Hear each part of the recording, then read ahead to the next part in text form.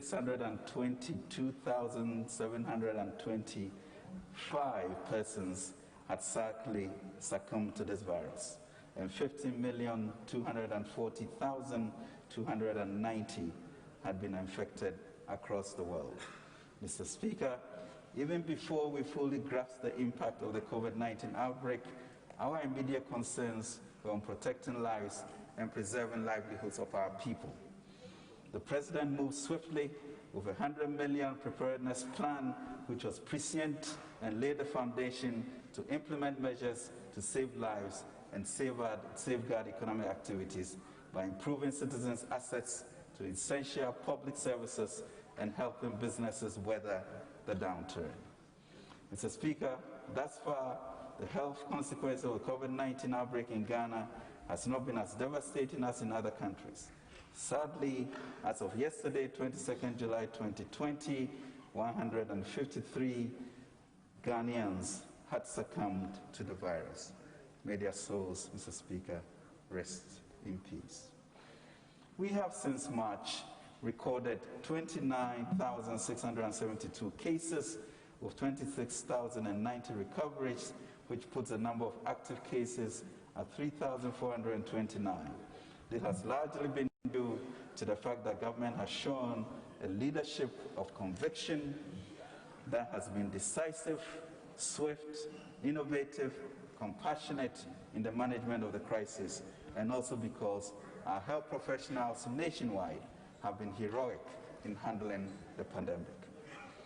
Mr. Speaker, the pandemic has also brought to the fore the structural gaps in our health delivery system. That is why, with urgency, we have already begun to mount an effective, coordinated, and sustainable long-term response to the health needs of the people. Under the Agenda 111, previously Agenda 88 initiative of His Excellency the President's for hospitals, we will design, build, equip, and staff new hospitals in every district without one, and a new regional hospital in every region with none. This demonstrates government's commitment to protect the lives of Ghanaians. The President has declared that all the district hospitals will be designed and built by Ghanaians, built companies, and will lay the foundation for the launch of the nationwide housing program, God willing, in his second term. Mr. Speaker, these will all be designed by Ghanaians and built by Ghanaian companies. And these construction companies will then have the solid foundation for the launch of also a nationwide housing program, God willing, in the President's second term. Mr. Speaker, we must not and will not be daunted by this extraordinary crisis. Government will continue to do what it has to do to protect lives and support livelihoods through compassionate, competent, and courageous leadership. We have accepted that this pandemic and its effects are unparalleled in the annals of our country and indeed globally. We have accepted that until a vaccine is found, we have no choice but to rearrange our lifestyle in order to protect lives and promote livelihoods. It requires a marshalling of unprecedented resources to contend with the pandemic and its effects on Ghanaians. And Mr. Speaker, this government is up to this task. Mr. Speaker, the predicted long-lasting effect of this pandemic amidst systemic shifts and uncertainties suggests 2020 and beyond will be very challenging. Ghana will therefore need a continuity of courageous, compassionate, and competent government with a well-crafted Ghana will therefore need the continuity of courageous, compassionate, and competent government with a well-crafted program to protect the lives of Ghanaians, safeguard jobs, and support businesses to sustain operations during this period, and especially in the 4 years ahead. This can only be possible with competent economic management of the economy, and we being at the helm. Mr. Speaker, we have proven over and over again that we are better managers of the economy. Together, we took Ghana out of HIPIC and placed it amongst lower middle-income countries within a decade. Together, we recovered and revitalized a critically weakened economy, and today, we can now attract renowned global automobile companies in just 3 years of returning into office. Together, once again, we will optimize the opportunities presented by this pandemic and build a sustainable future for Ghanaians. In the now famous words of President Akufo-Addo, we know how to bring the economy back to life. Therefore, this 2020 mid-year fiscal policy review and supplementary estimate is the first of our economic plans to reposition Ghana and Ghanaians to deal with the challenges posed by the pandemic and seize the opportunities it brings. Our response to this pandemic prioritizes the protection of our lives and livelihoods, sustains our business operations, and sharpens our focus on Ghana's future beyond aid. Mr. Speaker, I'm presenting updates and progress in implementing the 2020 budget and highlighting the significant impact of the COVID-19 pandemic. I also outlined today the resolute steps being taken to get our economy back on track. In his May address to the nation, the President charged the Ministry of Finance to design Ghana's recovery program. Mr. Speaker, we wish to take this opportunity to announce to the people of Ghana that the President and his team have done a lot of thinking since March.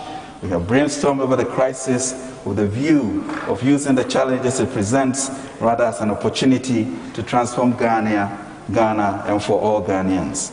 I'm happy to announce that in the coming weeks, the President will launch 100 billion, Mr. Speaker, Ghana Cedis Development Program, an ambitious and unprecedented 3.5-year program called Ghana Coronavirus Alleviation Revitalization of Enterprises Support Program. The Ghana Cares Program, Mr. Speaker, or Bantampa Program, which will anchor the comprehensive transformation of our society. Mr. Speaker, I also request supplementary funding to support our priorities of saving lives and livelihoods, supporting businesses to ensure that the health of Ghanaians and their jobs are secure in these challenging times. Mr. Speaker, I now proceed to give details of updated performance for 2019, developments for the first half of 2020, and will conclude with the outlook for the rest of the year and present the supplementary estimates. Mr. Speaker, the global economy has, in the past century, experienced some negative shocks which were deemed unprecedented at the time of their occurrence. Indeed, the Spanish flu of 1918, the Great Depression of the 1930s, and the more recent global financial crisis of 2007 and 2008 adversely impacted the world economy. However, as events unfold, it is becoming increasingly evident that the COVID-19 pandemic and its crippling economic effects has an assured place in economic history, as perhaps the singular event that decimated the global economy in ways never imagined. It is a crisis that has tested global and national leadership like none other in the history of the world during peacetime. Mr. Speaker, the COVID-19 pandemic continues to have dire consequences on Africa. According to estimates of the World Bank, economic growth in sub-Saharan Africa is expected to decline from its 2019 value of 2.4% to between negative 2.1% and negative 5.1% in 2020, making 2020 the worst year since records began in 1970 for the continent's economic growth. According to the IMF's Regional Economic Outlook for Africa, COVID-19, an unprecedented threat to development, April 2020. Let us be in no doubt, Mr. Speaker, that Africa is facing its first recession in 25 years, sadly after 2 decades of continual economic progress. A recession which threatens to exact probably the heaviest human toll in peacetime in Africa. It is our responsibility as leaders, as the people's elected government, to work out and execute an intelligent, ambitious, and all-inclusive recovery plan than none other that will steer this nation and her people out of the recession before us. That, Mr. Speaker, is a daunting task facing us in Ghana today. Mr. Speaker, the pandemic has also affected Africa's long-term structural response to its economic woes, creating the largest trade bloc at 1.2 billion people for a 3.2 trillion economy.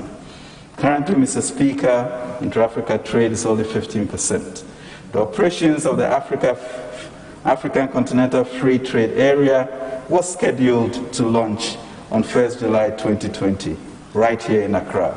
It has now been postponed till January 2021.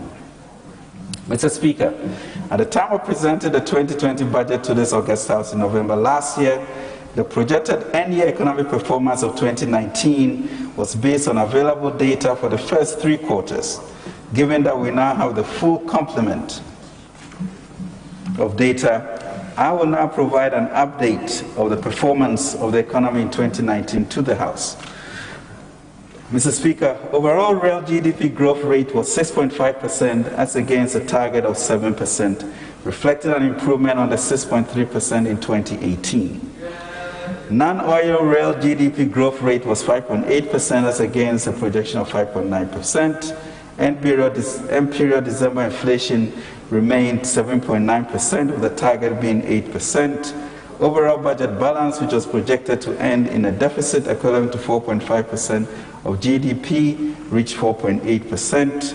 Primary balance reached 0.8% as against a projected surplus equivalent to 1.1% of GDP, and accumulated gross international reserves exceeded projected 3.5 months of cover for imports of goods and services to reach 4 months. Mr. Speaker, provisional data released by the Ghana Statistical Service in April 2020 showed that overall real GDP growth for 2019 was 6.5% compared with 6.3% in 2018.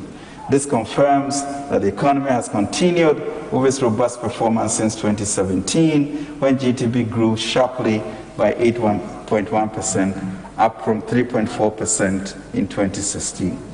Non-oil real GDP growth in 2019 was 5.8%, down from 6.5% in 2018. Key drivers of this performance include information communication technology, which recorded the highest subsector growth rate of 46.5%, followed by real estate with growth rates of 19.9%. Mr. Speaker, headline inflation ended the year at 7.9% in December 2019, down from 9.4% in December 2018. In August 2019, the Ghana Statistical Service completed the rebasing of the Consumer Price Index using updated information from the Ghana Living Standard Survey of 2017. Headline inflation following the rebasing was estimated at 7.8% for August 2019, moving inflation well within the lower band of the medium-term inflation target band of 8 plus or minus 2%. Inflation subsequently increased to 8.2% in November due to the upward adjustment in some administrative prices, but eased down to 7.9% at end December 2019, supported by lower food prices.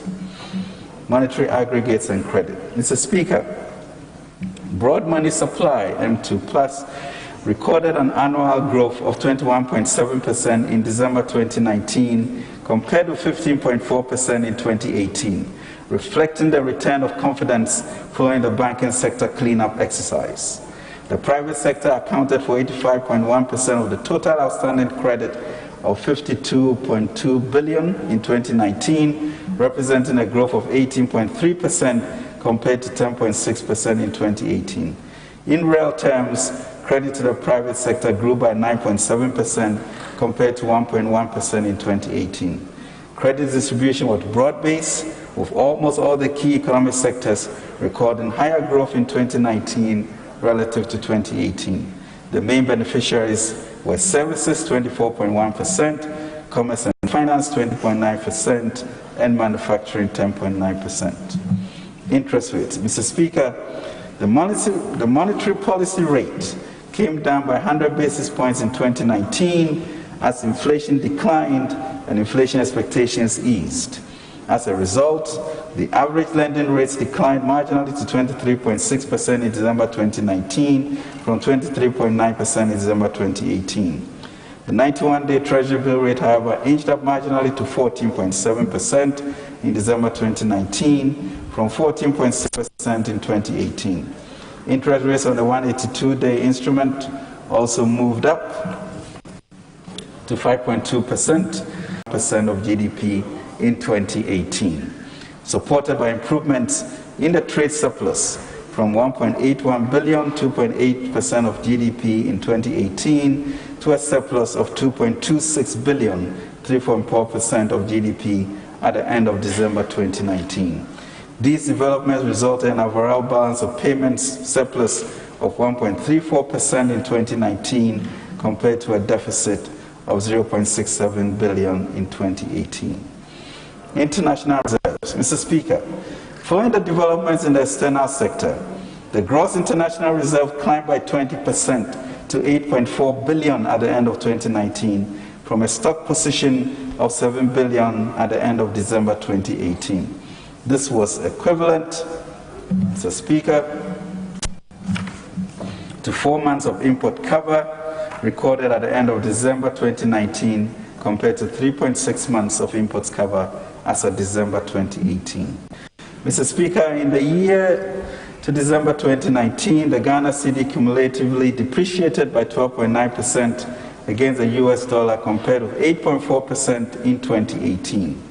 Against the British pound and euro, the Ghana cedi cumulatively depreciated by 15.7% and 11.2% respectively, compared with 3.3% and 3.9% in 2018. Mr. Speaker, government's fiscal operations in 2019 were broadly in line with expectations. The fiscal deficit, excluding financial sector bailout costs, amounted to 4.8% of GDP in 2019, 0.9 percentage points above the recorded deficits of 3.9% of GDP in 2018. The corresponding primary balance for the period was 0.8% against a program revised target of 1.1%, reflecting 3 consecutive years of recording primary surplus. Mr. Speaker, total revenue and grants for the period amounted to 53.4 billion, equivalent to 15.3% of GDP, against the annual program target of 58.9 billion, or 17% of GDP. The 2019 performance also represents 12.1% year-on-year growth. The shortfall in total revenue and grants emanated from both non-oil tax and non-tax revenue. Expenditures. Mr. Speaker, on the expenditure front, total expenditure including arrears clearance for the period was broadly contained within the budget and amounted to 70.3 billion, or 20.1% of GDP, against a target of 74.6 billion, or 21.6% of GDP.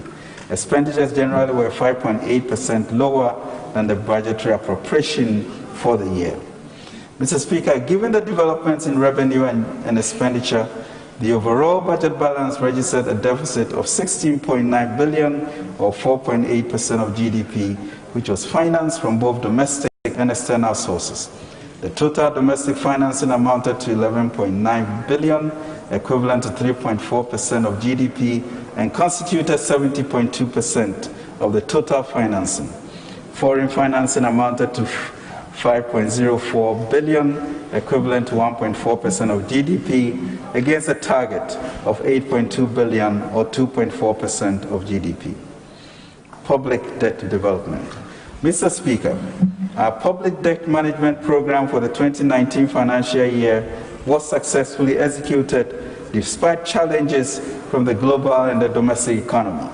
As at end December 2019, the total gross public stock stood at $217.9 billion, $39.3 billion. Of this amount, external debt amounted to $112.5 billion Ghana cedis, or 20.3 billion US dollars, while domestic debt amounted to 105 billion cedis or 19 billion US dollars. The debt to GDP ratio as of December 2019 was 62.4%, up from 57.6% at end December 2018, reflecting the impact of the financial sector bailout costs and the energy sector payments. Mr. Speaker, 2019 was a good year. Inflation at 7.9%, growth at 6.5%, deficit at 4.8%, positive primary balance, and an improved reserve cover. Macroeconomic performance from January 2020 to June 2020. Mr. Speaker, with that backdrop, we felt set to have a great 2020. Let me now, however, report on the macroeconomic performance for the first half of 2020. Mr. Speaker, the following macroeconomic targets were set for 2020.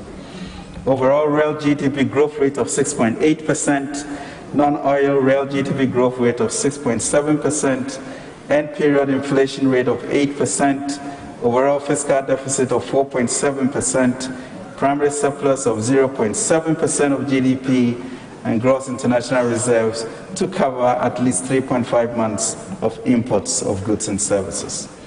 Growth.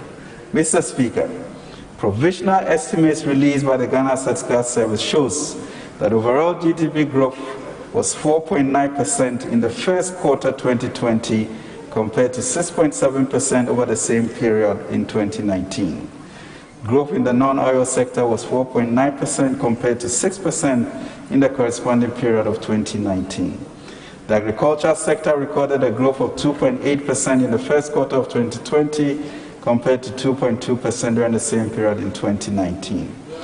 Industry sector recorded a growth of 1.5% in the first quarter of 2020 compared to 8.4% during the same period in 2019 because of massively decreased oil exports. Growth in the services sector was strong at 9.5% in the first quarter of 2020 compared to 7.2% recorded during the same period in 2019.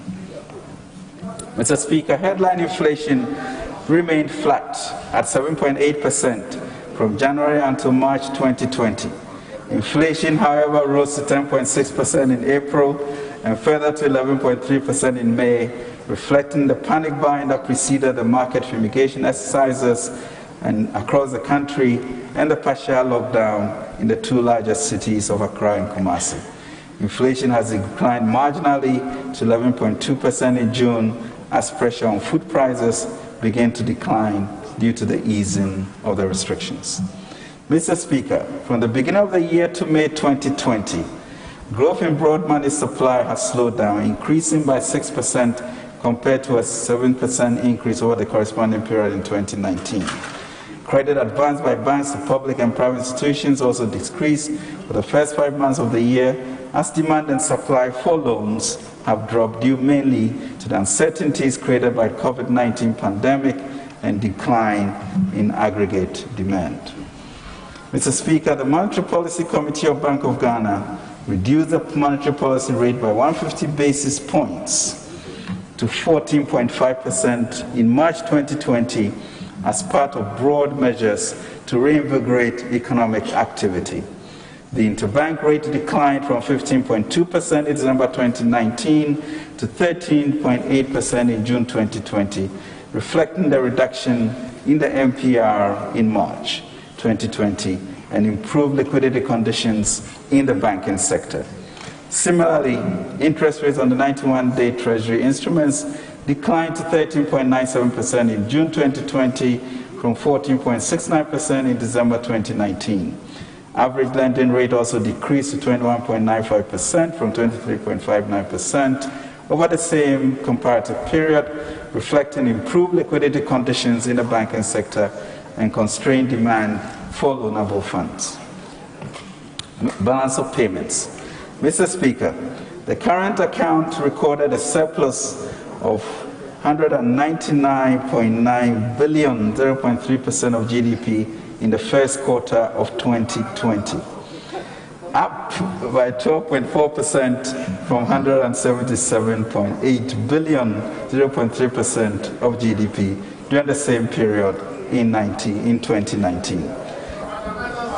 The increase in the current account surplus was influenced largely by improvements in the trade balance as well as current transfers. The trade balance recorded a surplus, Mr. Speaker, of $1.0 billion compared to a surplus of $1.2 billion in the corresponding period of 2019, mainly on account of a sharp decline in import growth, which more than outweighed the fall in exports. As a result of developments in the external sector, the overall balance of payments recorded a surplus of $1.5 billion compared to a surplus of $2.997 billion recorded in the first quarter of 2019. Mr. Speaker, the country's gross international reserves stood at $9.2 billion at the end of June 2020, from a stock position of $8.4 billion as at the end of December 2019. This was sufficient to provide 4.3 months of import cover compared to 4 months of import cover as of December 2019. Mr. Speaker, the Ghana cedi started the year strongly, appreciating by 4.5% on a year-to-year basis by end of February 2020 on the back of the US $3 billion sovereign bond issue, strong macroeconomic fundamentals, and BOG's forward auction sales, amongst others. However, the deterioration in financial market risk sentiment due to the spread of COVID-19, as well as the seasonal demand pressures from the energy and corporate sectors, weighed heavily on the cedi. On a year-to-date basis, the cedi depreciated by 2.4% against the dollar and the euro in June 2020, but appreciated by 4.5% against the pound sterling, compared to a depreciation of 8.3%, 7.9%, and 7.6% against the dollar, the euro, and the pound sterling, respectively, over the same period in 2019. Mr. Speaker, this is the lowest depreciation of the currency in any election year, and especially remarkable in these COVID times. We thank God for the foresight in issuing our Eurobond in February of this year. Mr. Speaker, the implementation of the government's fiscal policy for 2020 has been greatly impacted by the outbreak of COVID-19 pandemic. Provisional fiscal data for the first half of the year showed that revenue mobilization fell short of target by 26%, resulting mainly from shortfalls in oil revenues, customs receipts, and non-oil, non-tax revenues. Let me, however, congratulate GRA's leadership and tax division for exceeding their tax targets by some 600 million Ghana cedis. Expenditure execution, on the other hand, was faster than programmed due to the emergency spending on the various COVID-19 related programs. Mr. Speaker, these developments pushed our financing requirements above the program limits for the period to enable us to address these emergency expenditure pressures. Consequently, the fiscal deficit for the period widened from a program target of 3.1% of GDP to 6.3% of GDP. The corresponding primary balance for the period was in deficit of 3.3% of GDP compared to a targeted primary deficit of 0% of GDP. Revenue performance. Mr. Speaker, total revenue and grants for January to June 2020 amounted to 22.0 billion Ghana cedis compared with a program target of 29.8 billion Ghana cedis, resulting in a shortfall of 26.0% or a performance rate of 74%. This represents a nominal decline of 6.8% over the corresponding period in 2019. Mr. Speaker, non-oil tax revenue, comprising taxes on income and property, goods and services, and international trade, amounted to 16.7 billion or 4.3% of GDP. 16.2% below the program target of 19.95 billion, or 5.2% of GDP. The lower than program performance in non-oil tax revenue was driven by the underperformance of non-oil tax handles such as domestic VAT, petroleum excise taxes, domestic national health insurance levy, and GET fund levy.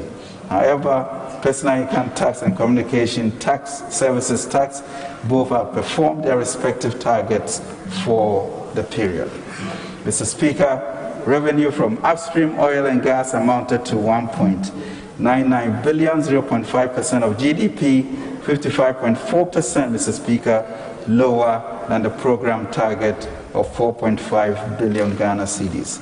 This was mainly on account of much lower volumes and significant drop in crude oil prices on the international market, coming as low as $12 at some point. Mr. Speaker, total expenditures, including arrears clearance, for the period amounted to 46.4 billion Ghana cedis, or 12% of GDP, compared with the program target of 41.6 billion, or 10.8% of GDP. Mr. Speaker, with the exception of interest payments and grants to other government units, which were below their respective targets, compensation of employees, goods and services, and capital expenditure were above target due to the additional spending requirements in relation to COVID-19 pandemic. Mr. Speaker, the result of government's fiscal operations resulted in a cash basis deficits of 24.3 billion, or 6.3% of GDP, compared with the program target of 11.8 billion, or 3.1% of GDP for January to June 2020. Mr. Speaker, the overall budget balance was financed from both domestic and external sources. Total domestic financing amounted to 21.8 billion, equivalent to 5.7% of GDP, and constituted 89.5% of the total financing. Foreign financing amounted to 2.6 billion Ghana cedis, some 0.7% of GDP, against a target of 15.1 billion, or 3.9% of GDP. Mr. Speaker, the primary balance recorded a deficit equivalent to 3.3% of GDP, higher than the program deficit of 0.01% of GDP, mainly due to lower than program revenues and faster execution of its expenditures.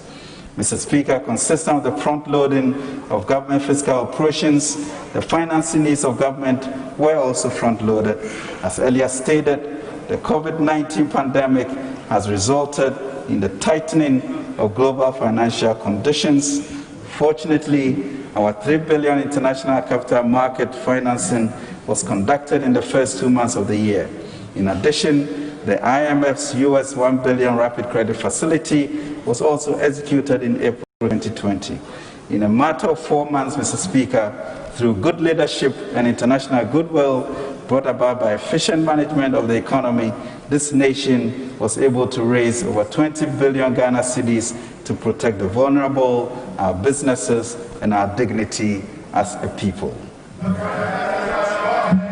Taking into consideration all these developments, the provisional debt stock as at the end of June 2020 stood at 255.7 billion Ghana cedis, 45.5 billion US dollars, representing 66.36% of GDP. The increase was mainly as a result of a Eurobond issuance of $3 billion in February 2020, exchange rate depreciation, front-loading of expenditures, and the COVID-19 effect, which increased the cedi equivalent of the outstanding debt stock. The total debt stock was made up of 134.9 billion, 23.9 billion US dollars, 120.8 billion Ghana cedis, 21.5 billion US dollars of external and domestic debt, accounting for approximately 52.7% and 47.3% of the total public debt stock, respectively. As a percentage of GDP, external and domestic debt represented 35% and 31.36%, respectively. Mr. Speaker, Eurobond issuance. As you may recall, government obtained the approval of this August House in December last year to raise up to $3 billion to finance growth-oriented expenditures in the 2020 budget, including restructuring the energy sector, and also to conduct liability management operations. Based on the approval, Ghana became the first ever country on the African continent to issue a 41-year bond and a second tri-tranche bond in the history of the country. Ghana successfully raised $3 billion in international capital markets in 3 tranches of 6-year, 14-year, and 41-year Eurobonds of $1.25 billion, $1 billion, and $750 million, respectively, on February 2020. The 6-year, 14-year, and 41-year bonds, Mr. Speaker, were priced at 6.375%, 7.875%, and 8.75%, respectively.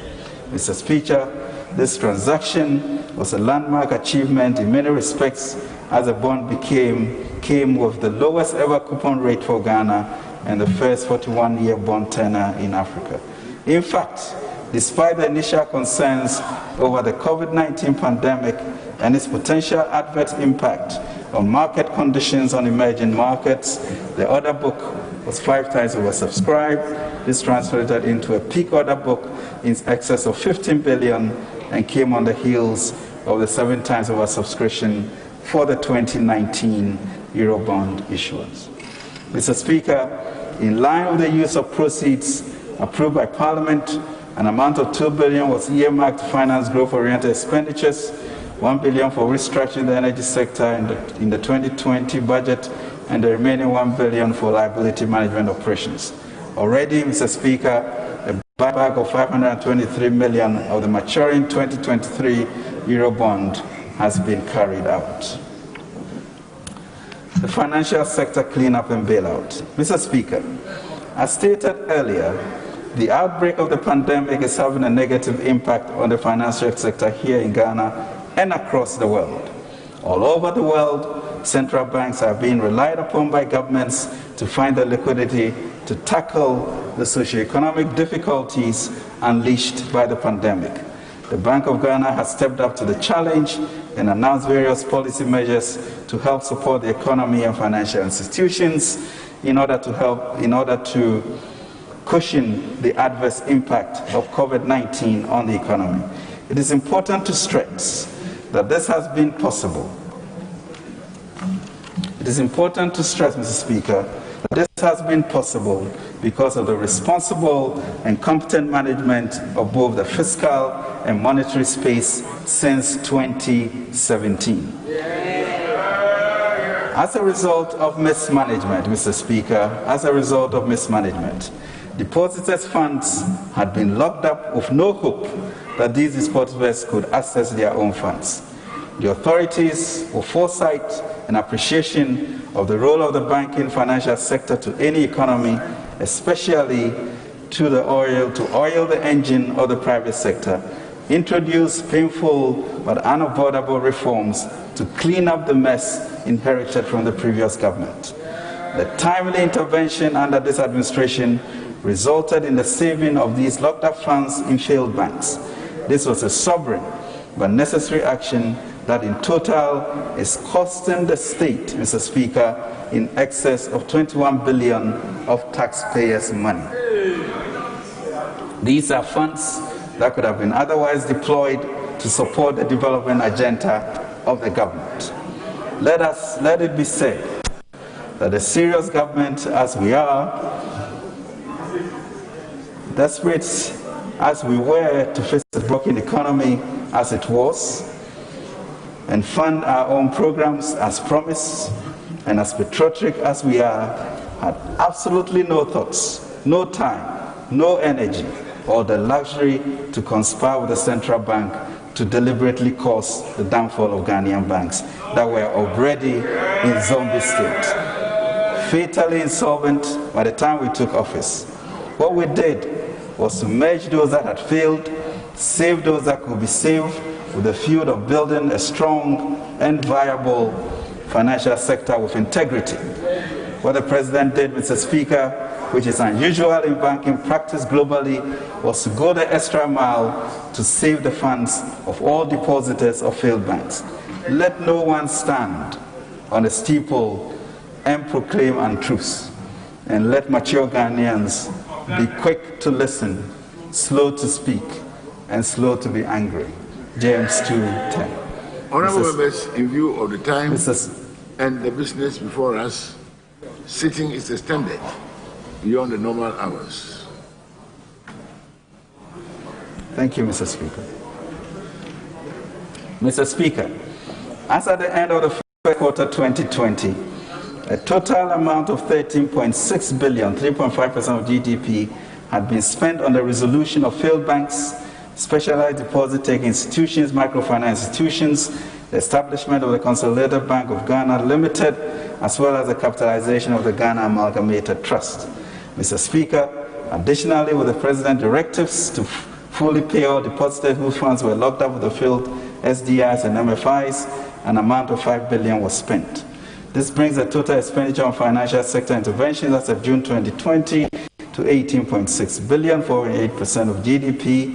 Government has also committed an amount of 3.1 billion, 0.78% of GDP, towards supporting investors in failed asset management companies regulated by the SEC.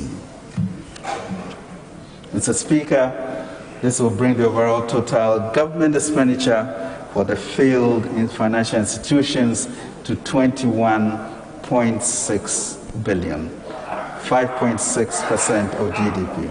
Mr. Speaker, this is a legacy of financial enslavement from the previous administration. Mr.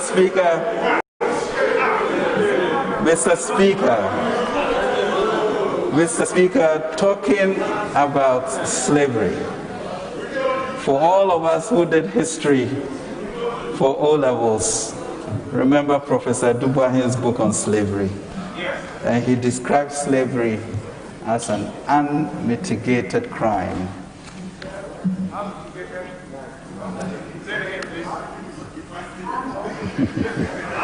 A legacy of financial enslavement from the previous administration.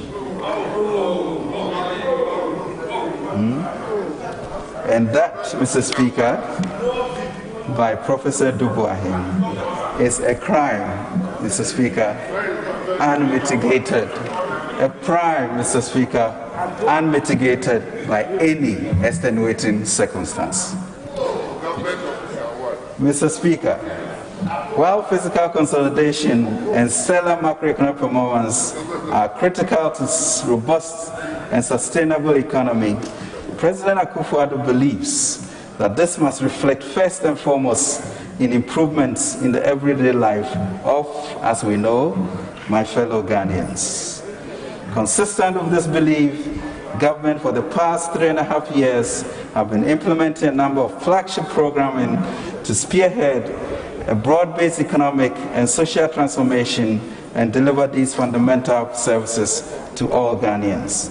Mr. Speaker, progress has been made in the implementation of these flagship programs, with significant achievements in the implementation of the free senior high school, planting for food and jobs, one district, one factory, infrastructure for poverty eradication program, and Nation Builders Corps, amongst others. Soon to add 111 hospitals. These programs have brought needed reliefs and impacted positively on all the lives of all ordinary citizens. Mr. Speaker, free senior high school has saved parents and guardians a cumulative total amount of 3.2 billion since 2017, and that is money in their pockets and investments in their future.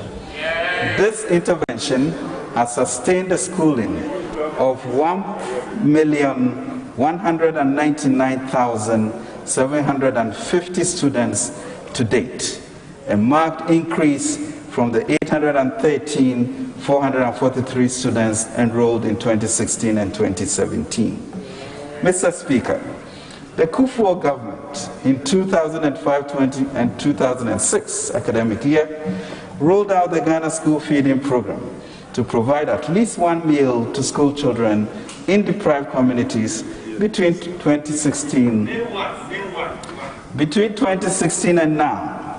The feeding program, Mr. Speaker, has been extended to reach 2,980,000 pupils in deprived communities, representing, Mr. Speaker, an increase of 78.3% in beneficiaries. In providing equal opportunity for foundational education through school feeding, we have invested $1.3 billion since 2017 as compared to $925 million in the 3 years prior to 2017. Mr. Speaker, compassion for our compatriots has seen us expand LEAP to reach 334,000 households by June 2020, representing an increase of 56.8% in beneficiaries since 2016. Furthermore, government through LEAP has also successfully enrolled 73% of its beneficiaries onto the NHIS for free. We have invested $464 million since 2017 to increase access to services and opportunities among the extremely poor and vulnerable. Mr. Speaker, the restoration of allowances for trainees has brought relief valued at $994 million to 50,825 and 48,000 nurses and teacher trainees, respectively, between 2017 and December 2020. An additional $57 million had been released for 48,200 nurses trainees at the end of June 2020. This is true relief, Mr. Speaker, for students and guardians while advancing our efforts to build a robust health and educational system. Mr. Speaker, to support our youth, 97,373 graduates have been employed in key sectors of the economy under NAPCO program since May 2018. We have subsequently retained them by spending over $1.6 billion, and that is money in their respective pocket, but more importantly, the buildup of dignity and training for future jobs. Mr. Speaker, the government's Planting for Food and Jobs initiative has saved 1.9 million Ghanaian farmers in excess of Ghana cedis 1.8 billion over the last 3.5 years through subsidized fertilizers and other inputs. This is money in their pockets. The increased usage of improved seeds and fertilizer by farmers has led to improved productivity of selected food crops. Mr. Speaker, a major outcome of our intervention in the agricultural sector has been the dramatic improvement in food security, leading to increased exports of food items to neighboring countries from 85,000 metric tons to 133,145 metric tons between 2017 and 2019. Towards enhancing the export potential of the country, approximately 15 million seedlings of cashew, coffee, coconut, and oil palm have been distributed to farmers. This Parliament has already passed a tree crop development bill to properly regulate the development of these crops. Mr. Speaker, government's agenda for industrial development for job creation and economic transformation rests on the partnership with the private sector to operationalize the One District, One Factory initiative. Our push on this front has resulted in over 70 operational factories with 232 projects at various stages of implementation. Not only have we leveraged private sector support through tax exemptions valued at 33 million Ghana cedis, government has directly spent $210 million as support to existing factories and for the construction of new factories. Our industrial agenda has certainly enhanced the prospects for more jobs for Ghanaians. We have also eased the credit constraints faced by 97,876 small and micro enterprises, mostly in the informal sector, and MASLOC with an amount of 99 million Ghana cedis between 2017 and 2010. This intervention continues to help these enterprises to thrive and sustain the employment of fellow Ghanaians, especially women.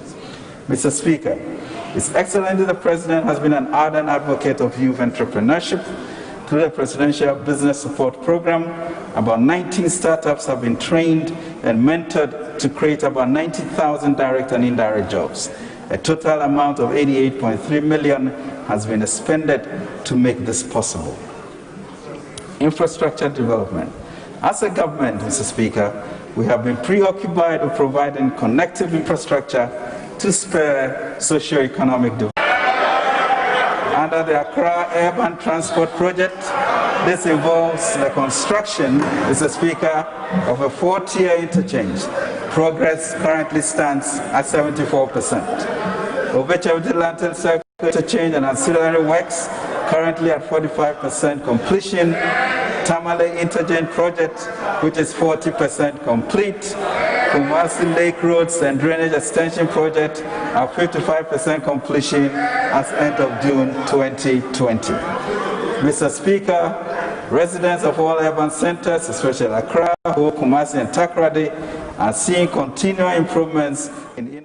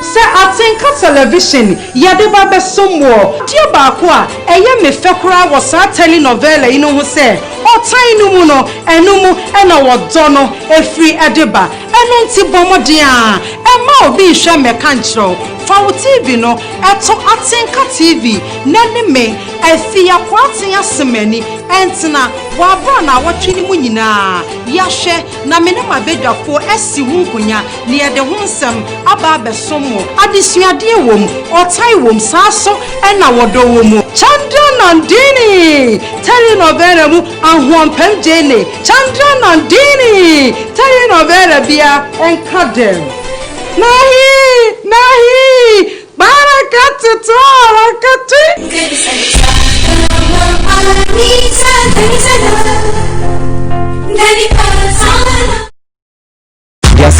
shake body Ghana fu nyina dia emo manije edi ahosepe ene ahotoso eba afie mu no esam gbabio diasa shake body watch out for diasa season 4 coming soon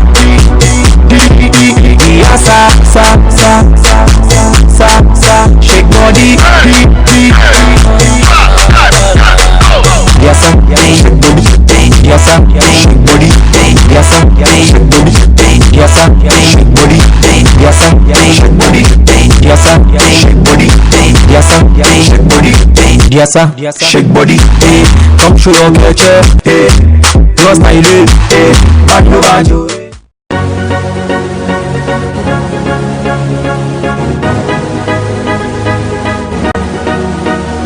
Gazi Ope baby ashe all your entertainment gist e-news fashion lifestyle biz meteme manchi a medwe me ho na menya nkra se yesi obi ko adowo and our gossip critical analysis into the creative arts industry. The entertainment city is back on your TV screens. Join me Nanajo Anna menema powerful ebebobo nsem ya pensem mu near the abrow ewo Atinka TV so memne da no pebiano mo ne fa near the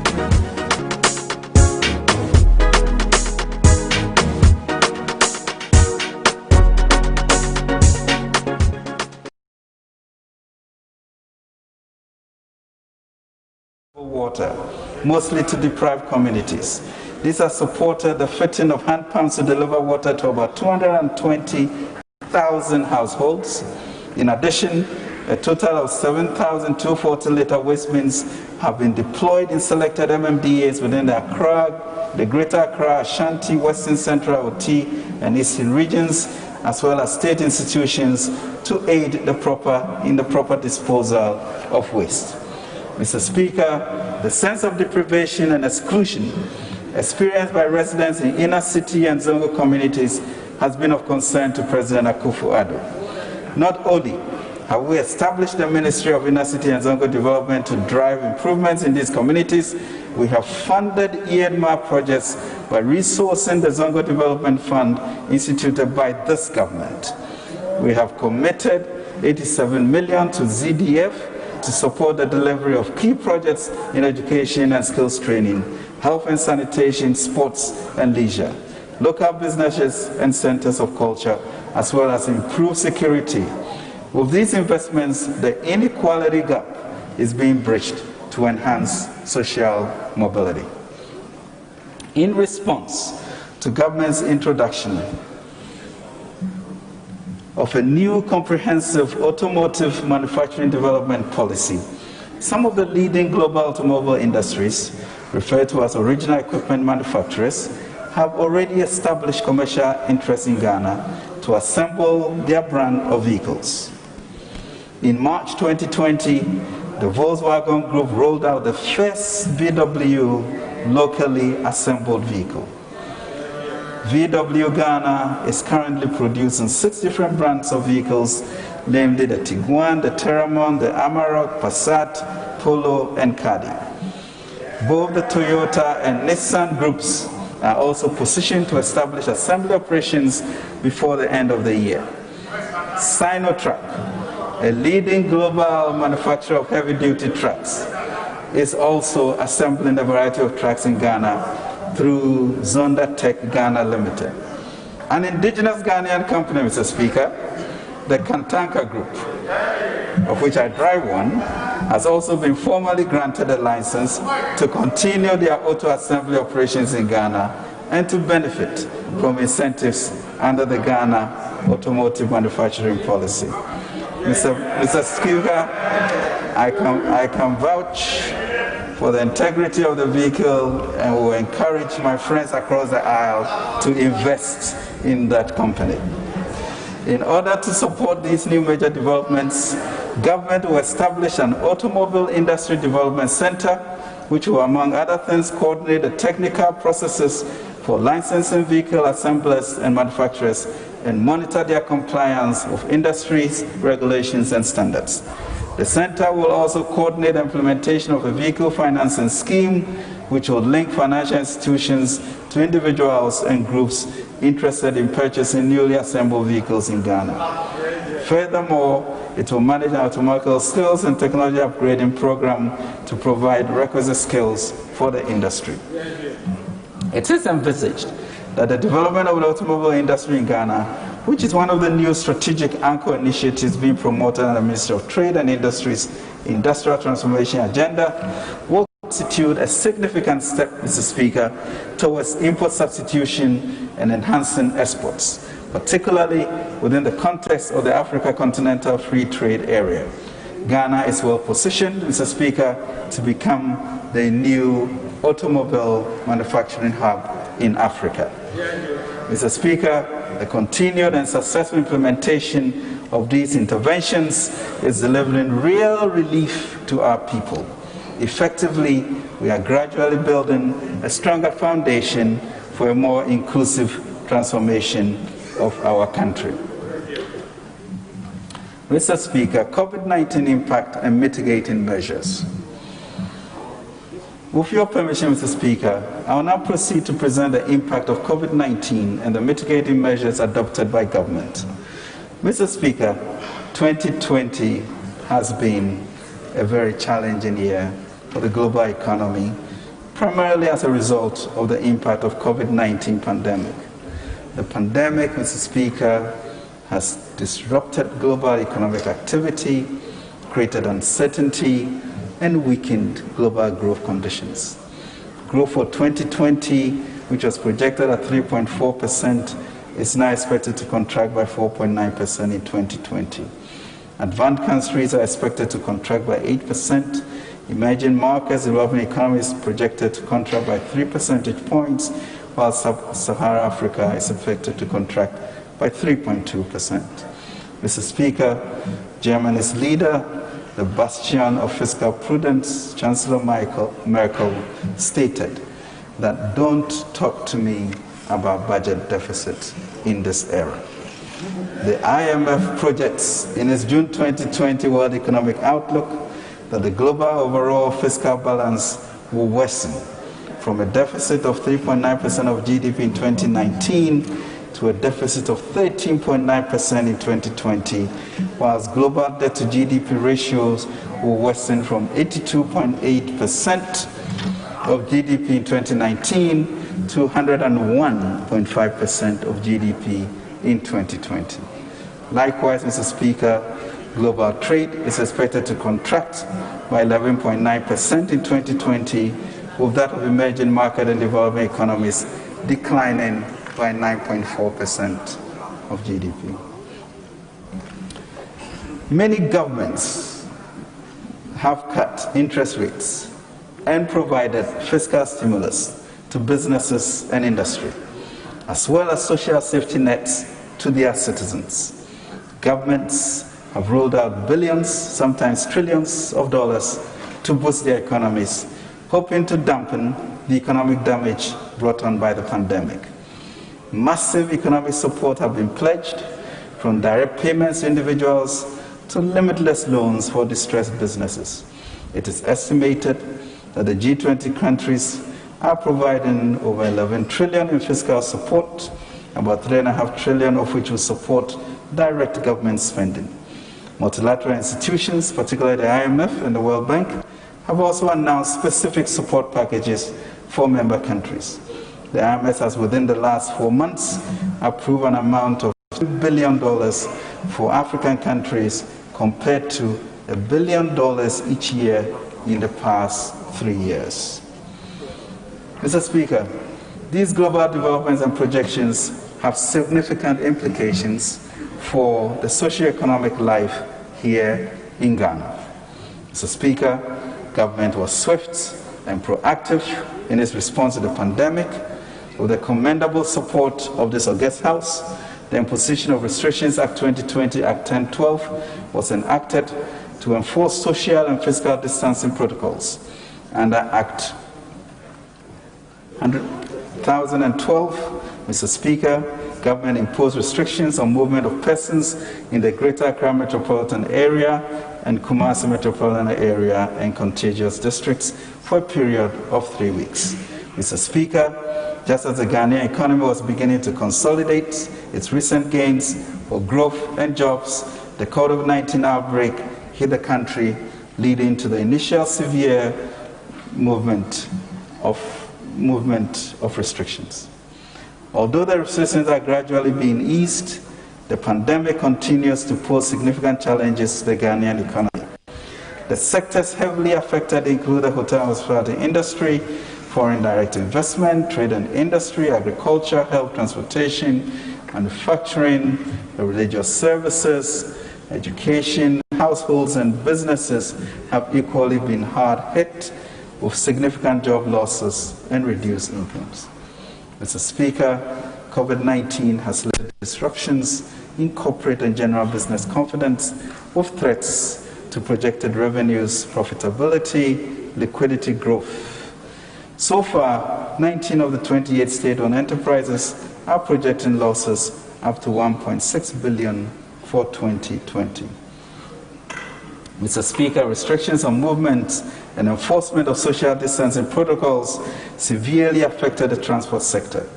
Commuter minibus services, trotros, operated at 70% load capacity, whilst inner-city buses had passengers reduced by 50% between March and May.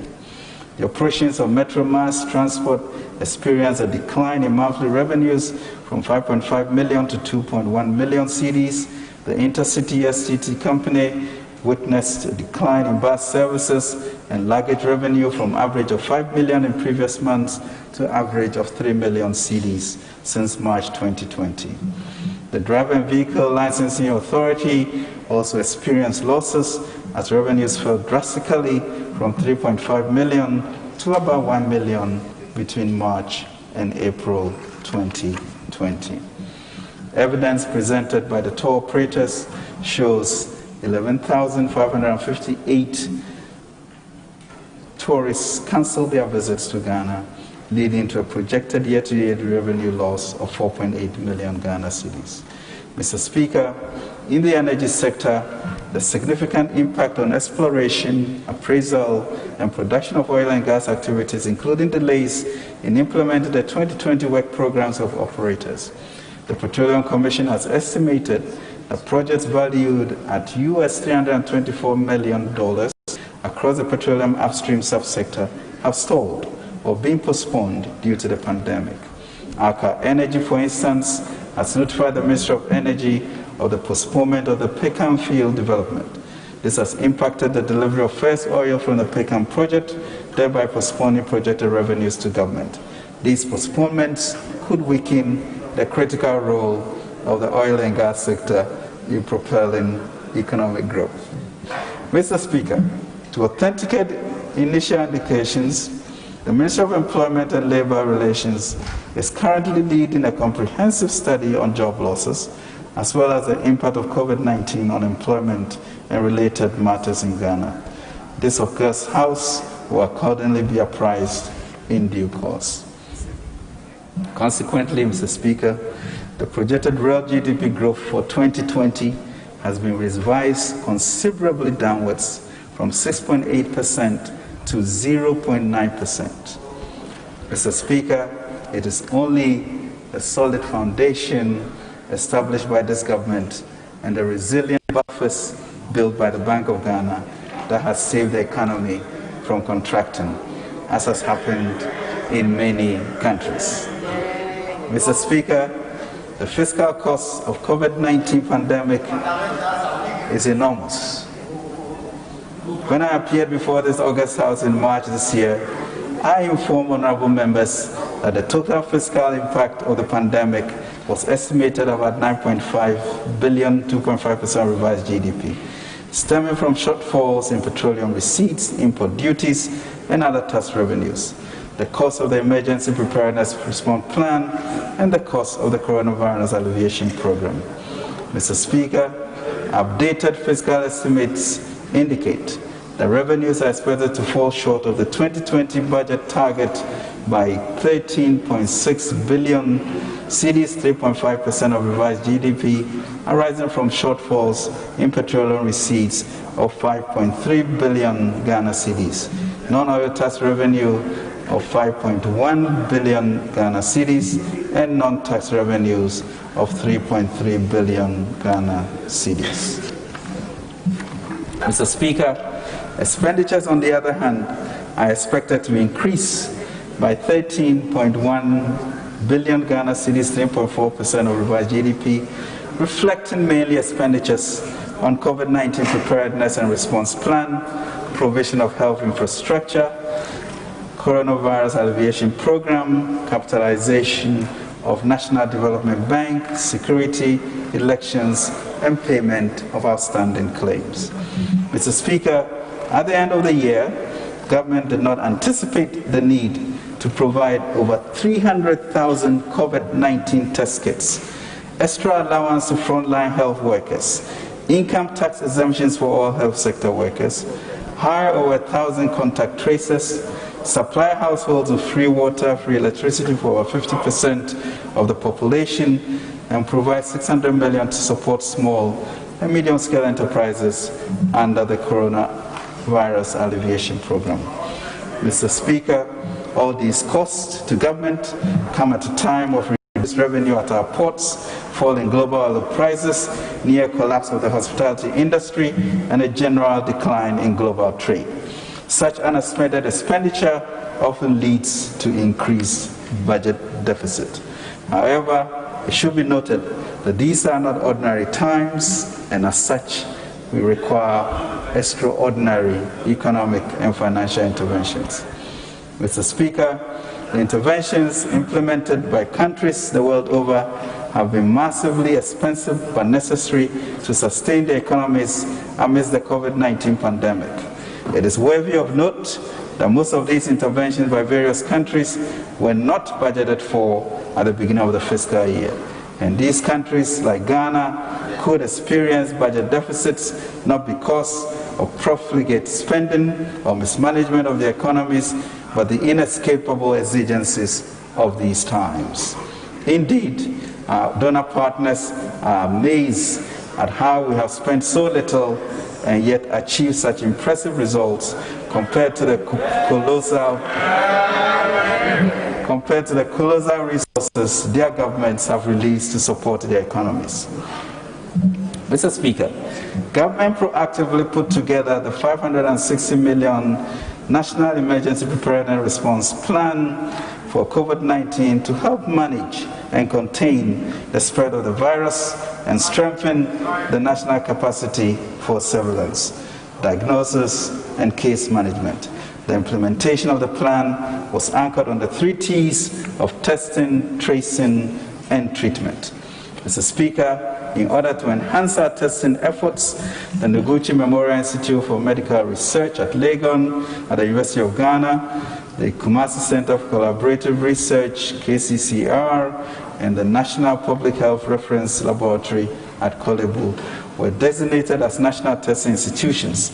The capacity of scientific research and testing teams at the 3 original designated testing institutions have been significantly expanded to 10 sites over the last 4 to 6 weeks.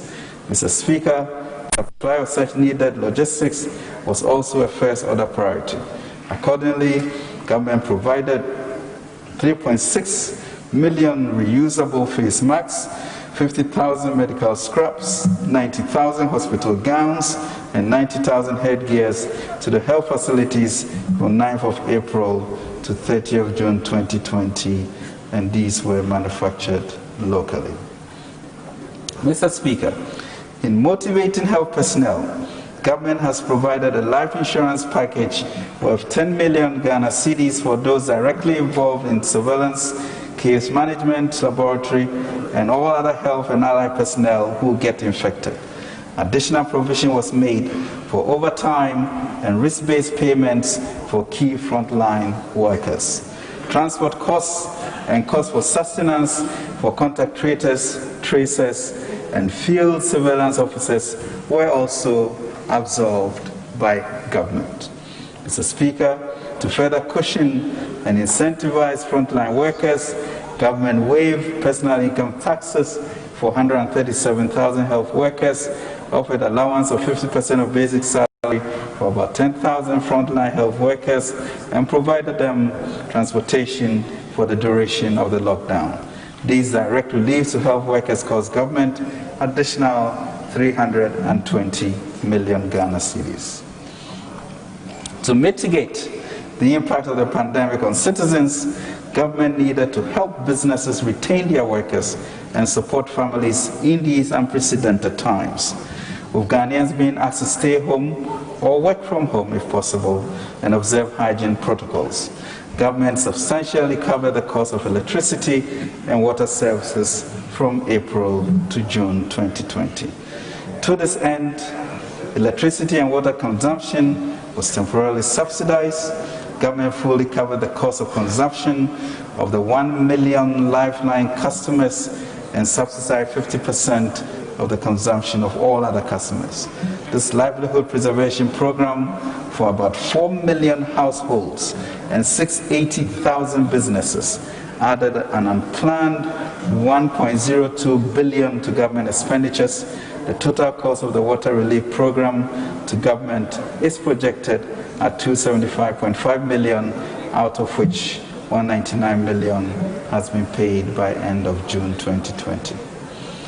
Mr. Speaker, government through the Gender Ministry and NADMO provided 1,827,581 and 917,142 cooked food packages to vulnerable persons within Accra and Kumasi, respectively, during the lockdown.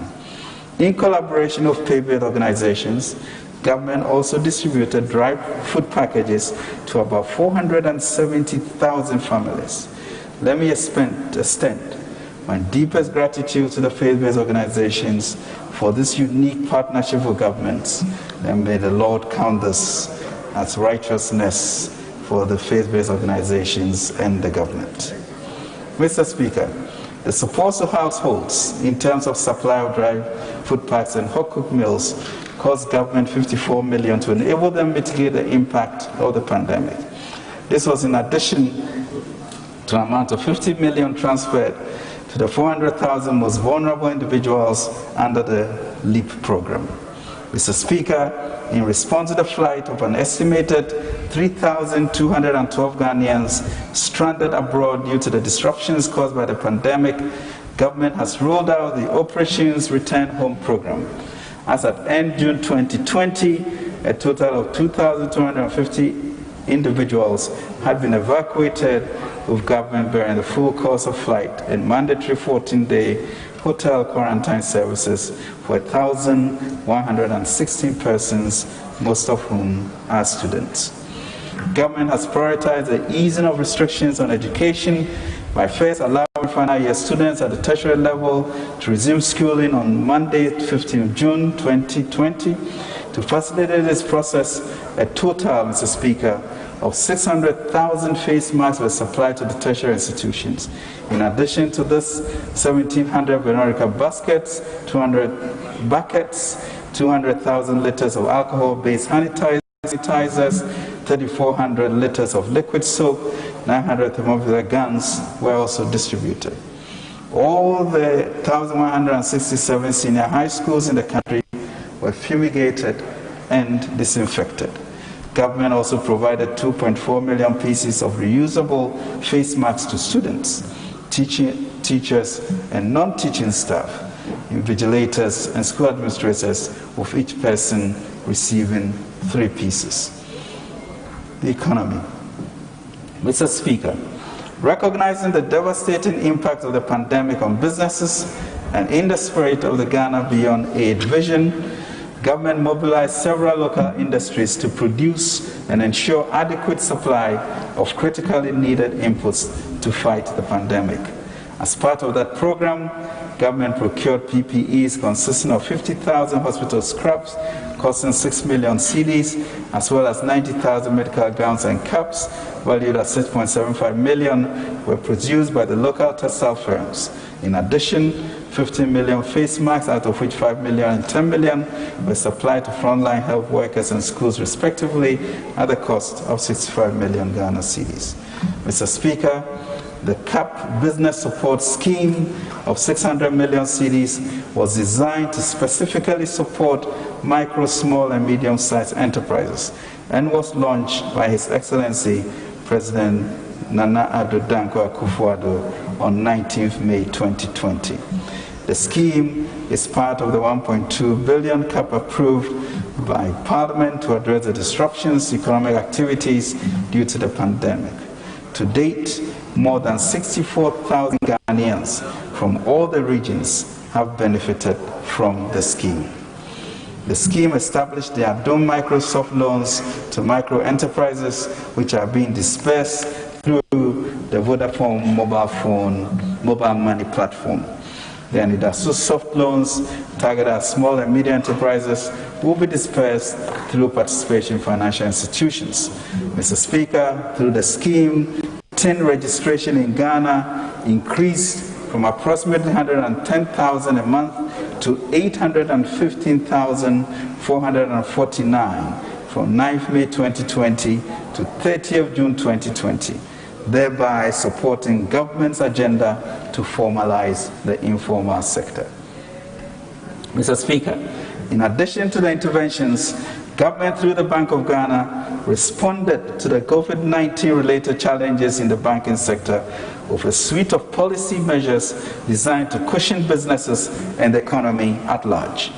We targeted syndicated lending of 3 billion Ghana cedis, Mr. Speaker, I'm happy to announce that the banks have reported loan restructurings, moratoria, and new facilities of over 7 billion cedis in the past 4 months. Mr. Speaker, the COVID-19 National Trust Fund, established under Act 1013 in April 2020, had mobilized about 53 million from individuals, churches, corporate bodies, staff of organizations, non-government organizations, groups, and associations, among others, as at the end of June 2020, including, Mr. Speaker, this August House.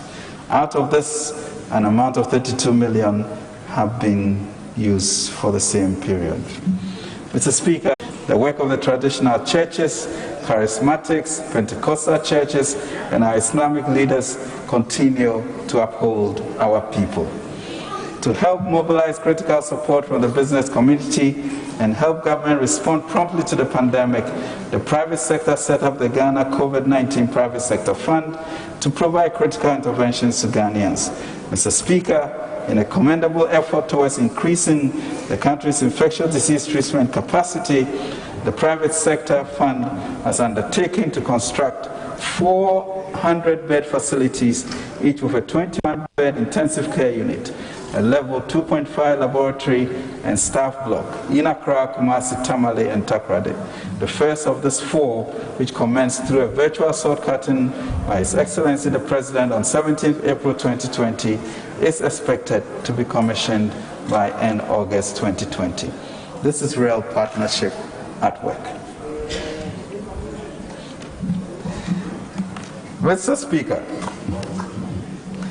at the very height of the pandemic, overnight, planes stopped flying, buses were empty, city centers were deserted, churches were closed, offices empty, and hotels shut down.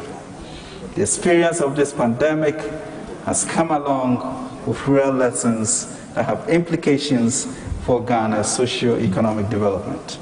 Mr. Speaker, COVID-19 has taught us that a lot of the things we did not believe possible are possible. The enticing emergency social support and economic stimulus packages announced by G20 and OECD countries must ignite our passions for our country and re-energize our efforts to create prosperity for all our people.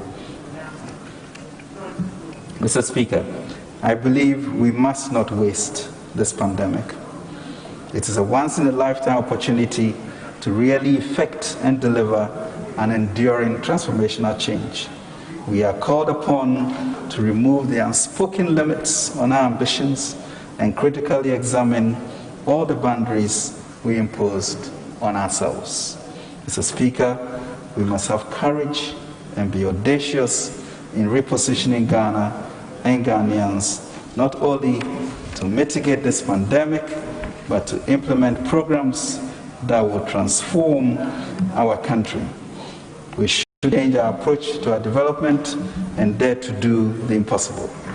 Under the leadership of President Akufo-Addo and informed by broad consultations, we have prepared the Ghana COVID-19 Alleviation and Revitalization of Enterprises Support, the Ghana Cares Obatampa program, for this very purpose. Mr. Speaker, the Ghana Cares Obatampa program is an unprecedented, bold, and audacious 100 billion program for us to reimagine and re-envision our future like never before. It is sequenced in 2 phases, Mr. Speaker, a stabilization phase that runs from July to the end of the year 2020, and a medium-term revitalization phase will accelerate the Ghana Beyond Aid transformation agenda. Mr. Speaker, with your permission, I wish to highlight the main elements of each phase of the program. Mr. Speaker, the stabilization phase of the Ghana Cares Obatampa program would ensure food security, protect businesses and worker incomes, strengthen the health system, and attract private investments and support Ghanaian businesses. Mr. Speaker, government will intensify support for farmers Through the Planting for Food and Jobs and Rain for Food and Jobs program, we'll aggressively facilitate access to financing the rice millers to enable them to purchase paddy from rice farmers. In addition, we'll provide financial support to the National Buffer Stock Company and Ghana Commodity Exchange to enable them stores and trade stocks as needed to smoothing out supplies on the market.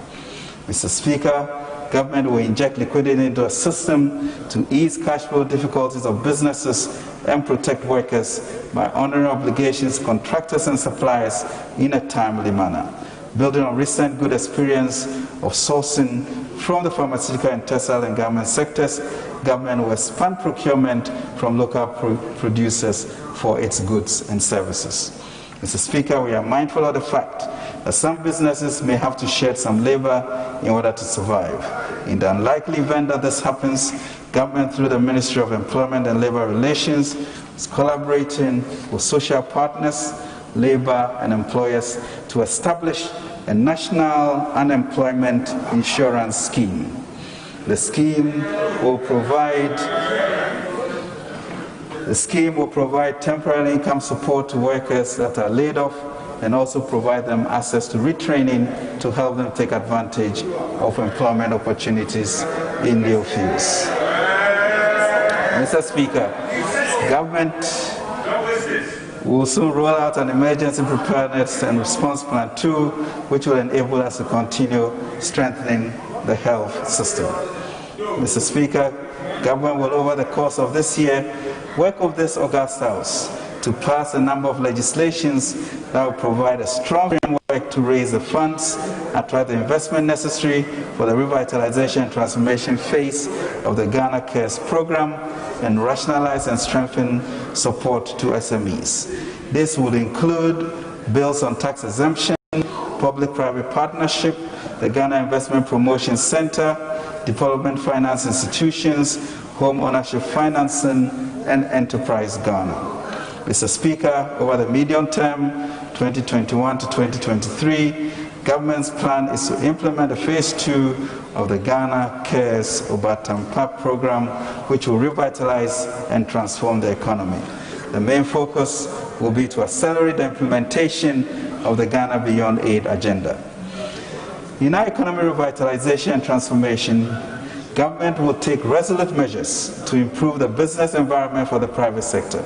Specific measures to be implemented include significant improvements in business regulations and their implementation, digitization to improve quality and transparency of public service delivery, expanding access to finance for Ghanaian businesses, skills training, and energy sector reform. Mr. Speaker, we all know that a plan is only as good as its implementation. It is not enough to raise the money.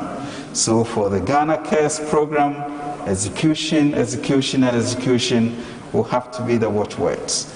The Ghana Cares Revitalization and Transformation agenda is about national survival and security, just like our response to the COVID-19 pandemic itself. Therefore, we need to approach it as such, with a resolute focus on implementation. We'll have to pursue a whole-of-government approach and in close collaboration with and support the private sector, and we'll make sure they happen. Mr. Speaker, I crave your indulgence to remind this House that we inherited an economy characterized by the slowest economic growth. In conclusion, by the slowest economic growth rate for the last 30 years, since 1990. We were bequeathed with an economy that was choking on the largest nominal fiscal slippages since independence, with underperforming revenues, battling against the insatiable appetite of an overspending government, surrounded by a mountain range of billions of arrears, about half of which turned out to be dubious. We took over a treasury stymied in high debt burden, a derailed IMF program, forlornly expected to be corrected by the same government that had lost touch with the plight and aspirations of our people, and lost track of its own program of action. Thankfully, the Lord has steered us past that. Mr. Speaker, to restore the dignity and hope of Ghanaians and put the economy back on track, in fulfillment of our manifesto, we put in place carefully sequenced programs of macroeconomic adjustment and consolidation, remove nuisance taxes to boost production, introduced revenue-enhancing measures, implemented growth-inducing interventions, supported the private sector, and rolled out the most ambitious, comprehensive, and far-reaching social policies implemented by any government in the past half a century. Mr. Speaker, 2019 signaled the year of Ghana's return in many ways. With the IMF program behind us, hundreds of millions of arrears owed to road contractors paid, the economy became booming with a growth rate of 6.5%, inflation tamed at 7.9%, a trade surplus of 2.2 billion, a fiscal deficit under control at 4.7%, and a positive primary balance of 0.8%. We ended the year confidently on the path of economic transformation and anchored on impressive macroeconomic indicators. Then suddenly, Mr. Speaker, the whole world was struck by the COVID-19 pandemic.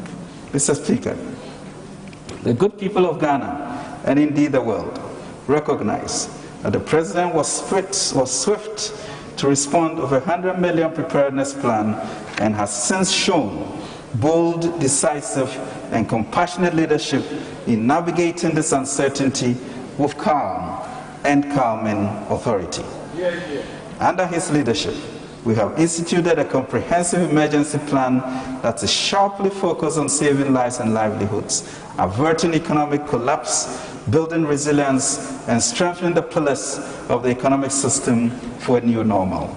We are confident that together, all of us will come through this stronger as one people with a common destiny. In the words of that astounding American statesman, it is not the critic who counts. It is not the man who points out how the strong man stumbles or where the doer of deeds could have done them better.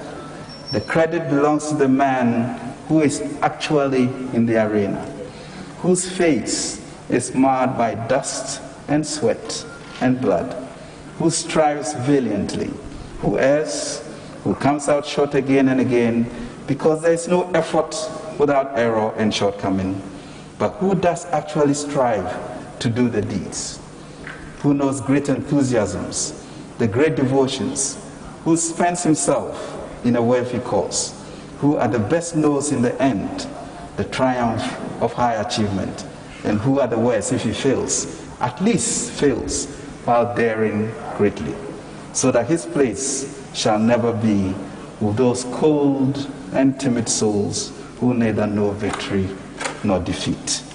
Mr. Speaker, we shall forge ahead.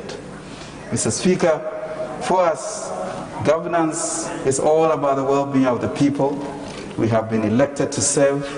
Ours is the government for the ordinary people. That is why, since 2017, we have spent a total of 900 million in keeping nearly 110,000 trainee teachers and trainee nurses in training. We are for the ordinary Ghanaians. That is why, until schools were forced to close down, we were feeding 2.9 million children every day, 78% more than 1.6 million who were fed in 2017.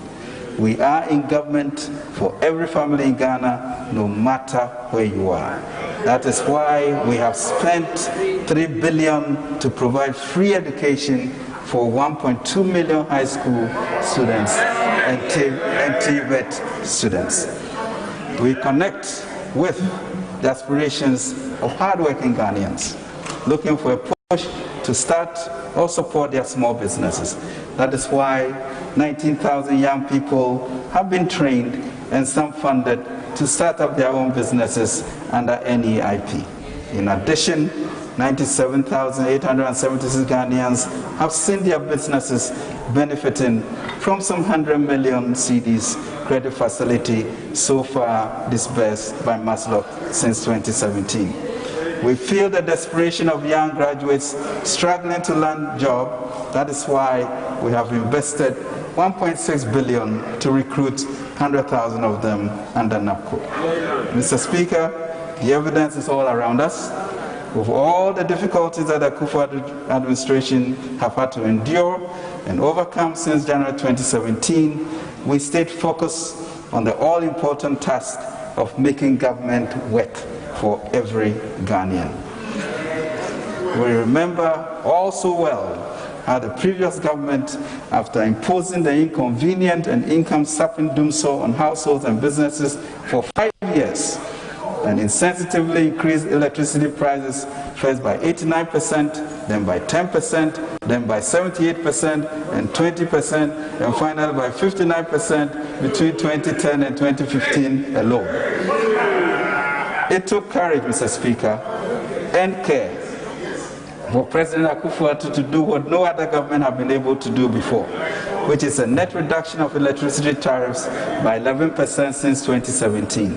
Such is a higher level of care today, that today, nearly 4 years in office, electricity prices for Ghanaians, households and businesses all included, remain cheaper in both nominal and real terms than what they were before 2017. Mr. Speaker, the reason is simple. It is because we put the concerns and aspirations of the ordinary Ghanaian first. That is also why we further reduce electricity prices by half and completely provide portable water for free for everybody since March this year. And we will extend it for another 3 months. To break it down, Mr. Speaker, it takes a caring government of the people, and with that, I mean a government of all the people, to offer cost-free water to all across the country, representing all domestic and commercial customers in Ghana for 3 months.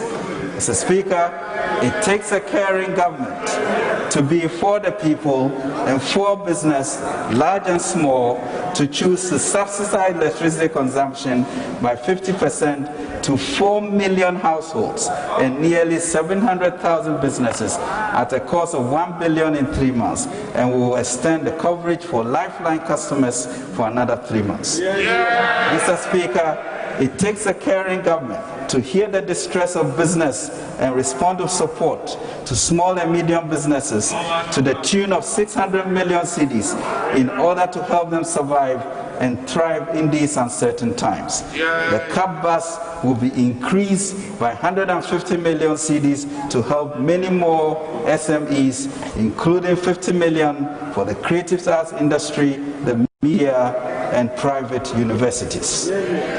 It takes a caring government to establish a guarantee scheme of up to 2 billion Ghana cedis to enable businesses to borrow from banks at more affordable rates and at longer tenure to save their businesses and retain jobs. This will be established. Mr. Speaker, it takes a caring government to provide seed funding to set up retraining and skills improvement program in partnership with labor and employers and with pay-based organizations. The seed fund will help workers who are laid off to either improve their skills or acquire new skills to improve their chances of finding new employment or set up their own businesses. Mr. Speaker, it takes a caring government to partner with labor employers to initiate an unemployment insurance scheme to provide temporary income support to workers when they lose their jobs. Mr. Speaker, it takes a caring government and a central bank to create an environment for the banks to provide 7 billion cedis to help their clients through loan restructurings, interest rate reductions, and granting of new facilities and offering of moratoria on debt servicing. Going forward, government and Bank of Ghana will work with the banks to extend some of these reliefs. This current government, Mr. Speaker, provided over 2.74 million cooked and dry foods to the poor and vulnerable persons in Accra and Kumasi during the 3-day lockdown. Today, government has paid 75.4 million as full cost cover for WASSCE examinations for all 313,837 SHS3 students. This is a caring government. A responsive and caring government is one that with urgency and military precision managed to fund and provide the logistical support to supply 5.2 million reusable face masks, 64,700 Veronica buckets, accompanying sanitizers to all final year students at tertiary, senior, and junior high schools levels in Ghana to return to school and write their examinations. A responsible and caring government is one that sees it as necessary to show support and appreciation to the 137,000 health workers who relieved valued at 320 million and provide insurance cover for them.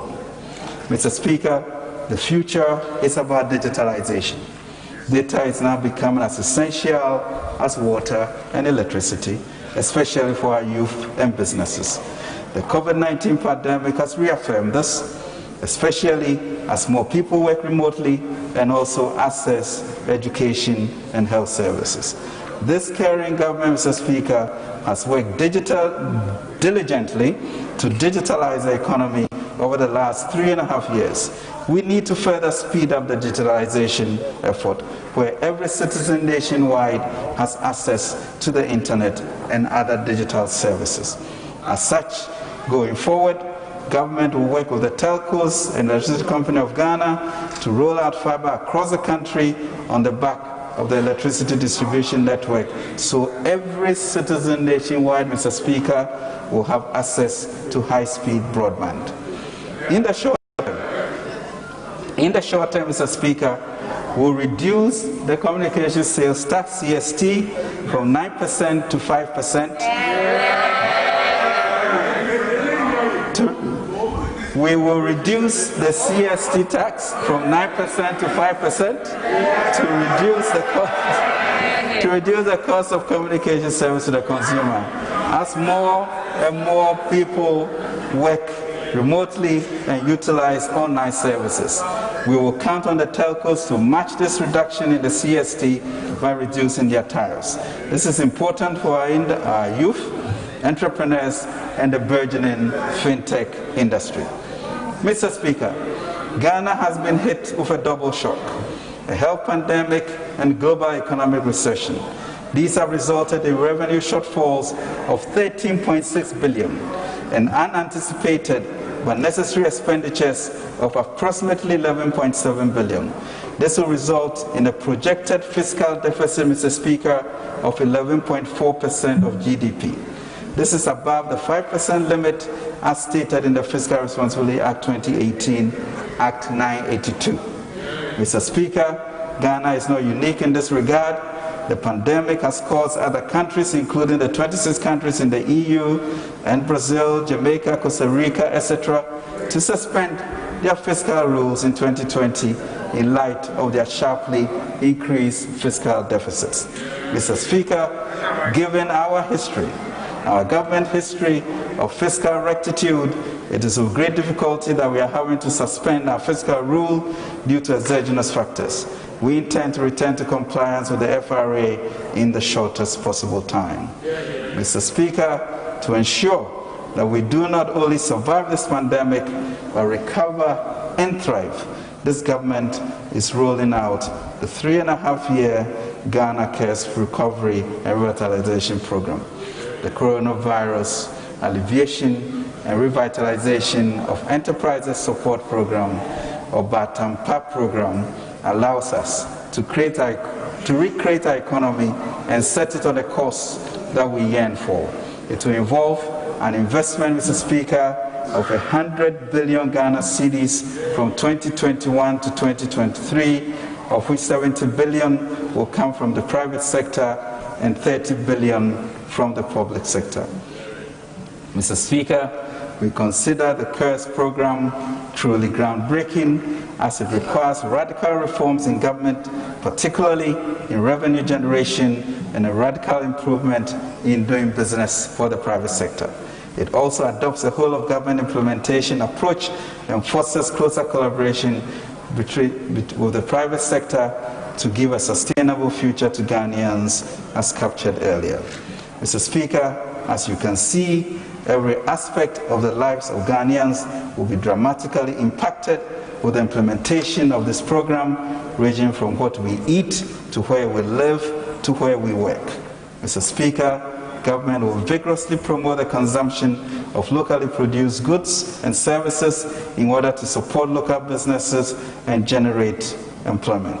To this end, MDAs and MMDAs will be required, Mr. Speaker, to prioritize the procurement of local goods and services, and our Public Procurement Authority and Central Tender Review Committees shall be so instructed. The aim is to generate local demand and consumption with the full force of government's procurement capacity to ensure that most of government procurements will be sourced locally.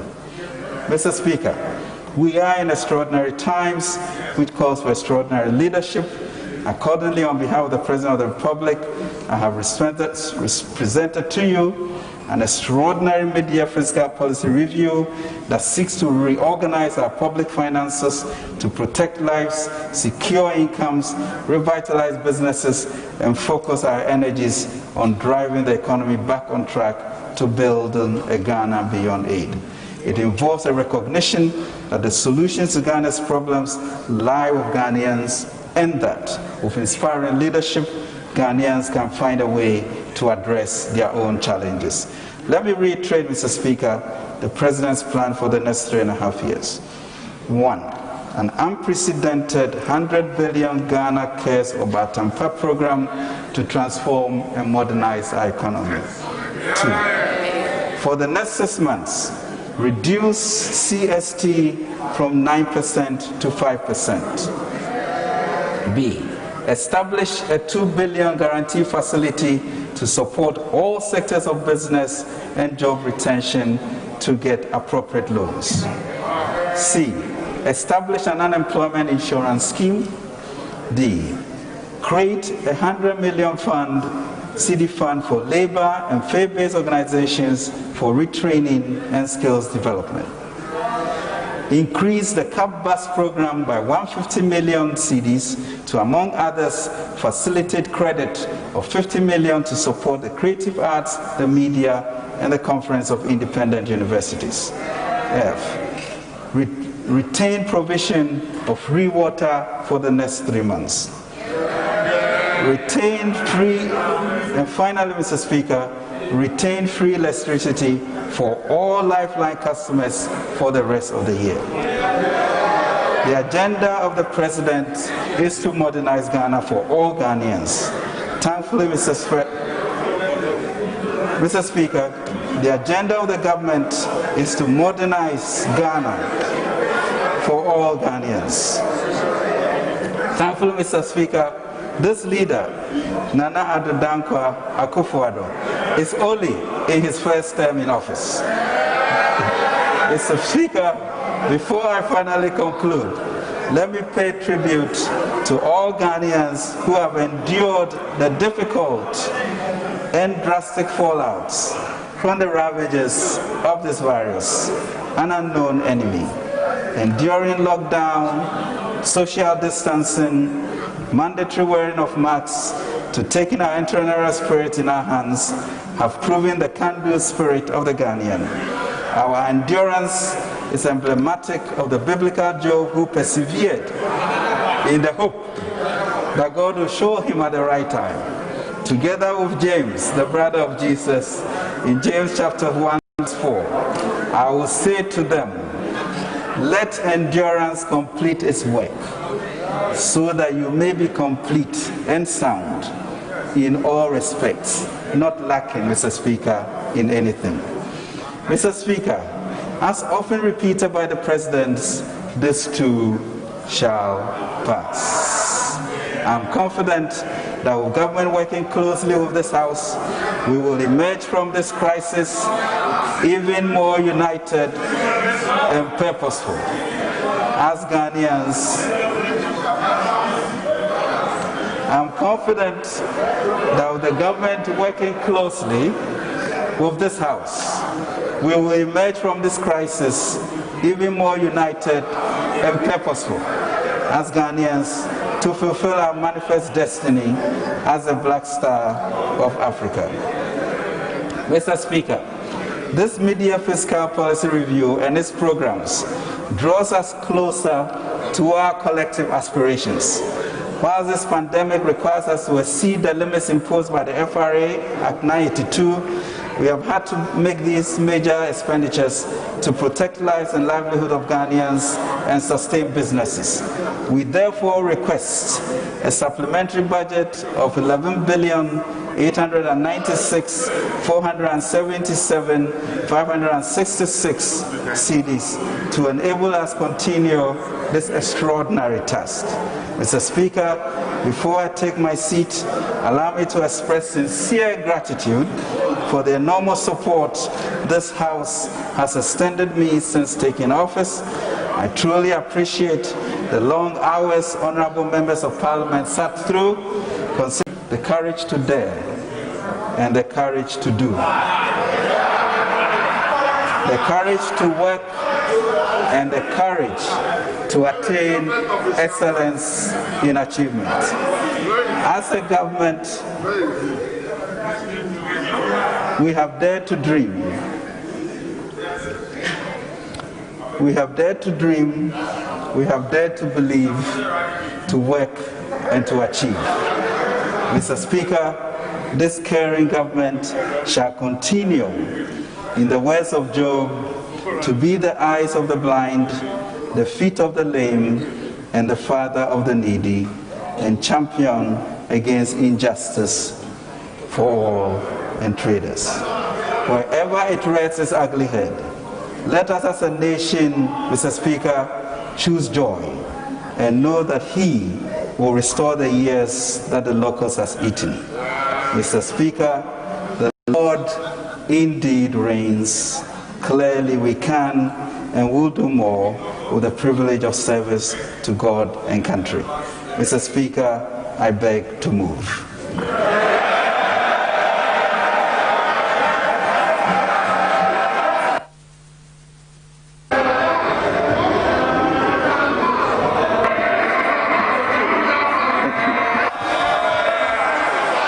Thank you, sir.